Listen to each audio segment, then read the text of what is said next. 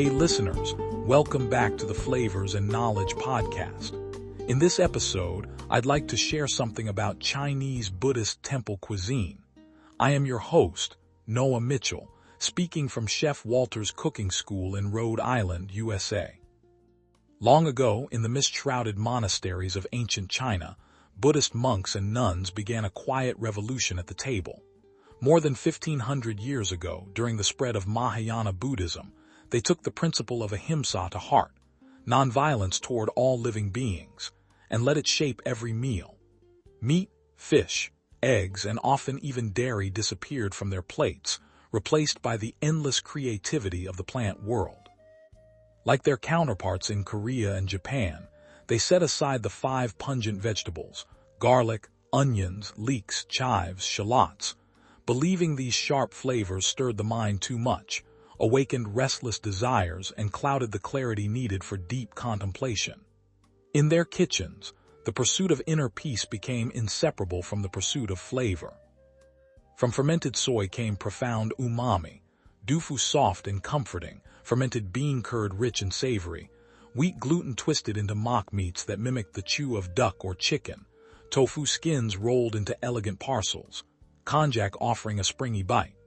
Mushrooms, especially shiitake, lent their earthy depth. Seaweed brought the subtle sea.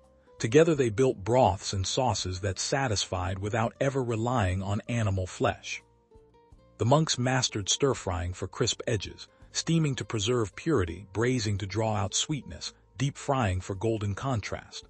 Classic dishes were reborn in plant form: vegetarian duck made from layered tofu skins, mock fish shaped from mushrooms, lion's head meatballs crafted from tofu and mushrooms. Every meal sought yin-yang balance, the 5 flavors in gentle harmony: sweet, sour, salty, bitter, and a restrained umami, while following the seasons and honoring local harvests. In Sichuan temples like Wen Shaiyuan, bold chilies and flower pepper brought fire without the forbidden alliums.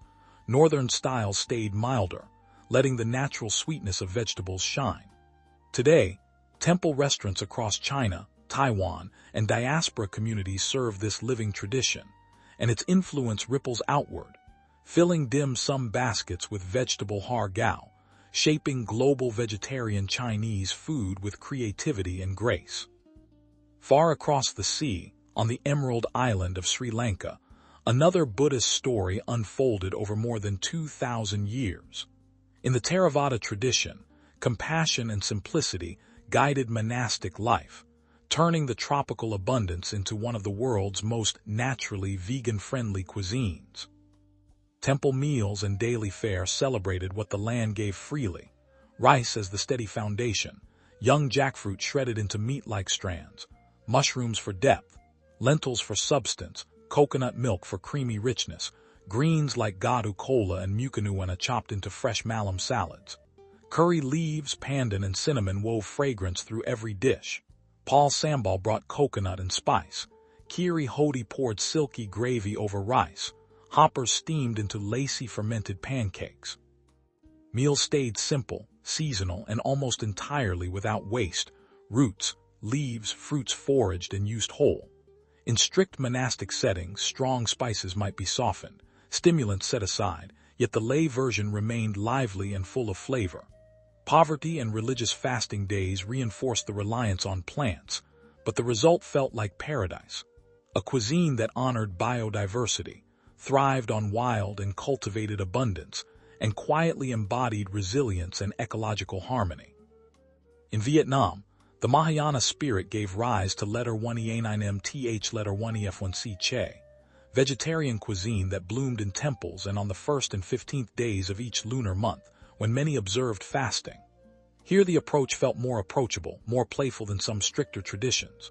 Tofu, seitan, mushrooms, taro, lotus root, and young jackfruit became the canvas. Fresh herbs, mint, perilla, rao ram added brightness. Rice noodles carried broths and stir-fries. Creative imitations brought familiar comforts: pho che with fragrant vegetable stock, bun cha che with grilled mock pork, goi quan che wrapped in rice paper, kam che fragrant with fried rice and vegetables. In temple settings, the 5 pungent vegetables might still be avoided to keep the mind clear, but among laypeople the rules softened, allowing bolder seasonings and French colonial echoes, baguettes alongside che dishes in Hanoi and Ho Chi Minh City. The result was vibrant, flavorful, and welcoming, blending local plants with inventive spirit. These three traditions, Chinese Sukai, Sri Lankan temple fare, Vietnamese che, expand the East Asian and South Asian Buddhist thread we have followed. Each one takes the same vow of compassion and mindfulness and adapts it to its own landscape, its own seasons, its own people. They draw from the same deep well of ahimsa yet express it in wildly different ways. The intricate mock meats of China, the coconut-laced abundance of Sri Lanka, the fresh, herbaceous joy of Vietnam. Together they remind us that plant-based eating is not a single path but a living mosaic, enriching the world's food biodiversity, celebrating local ecology, and proving that restraint and reverence can yield meals as nourishing to the spirit as they are to the body. In every humble bowl or fragrant curry, there is an ancient invitation to eat with awareness, to harm less, to taste more deeply the generosity of the earth. Ultimately, dear followers, thanks for listening and for the privilege of your time.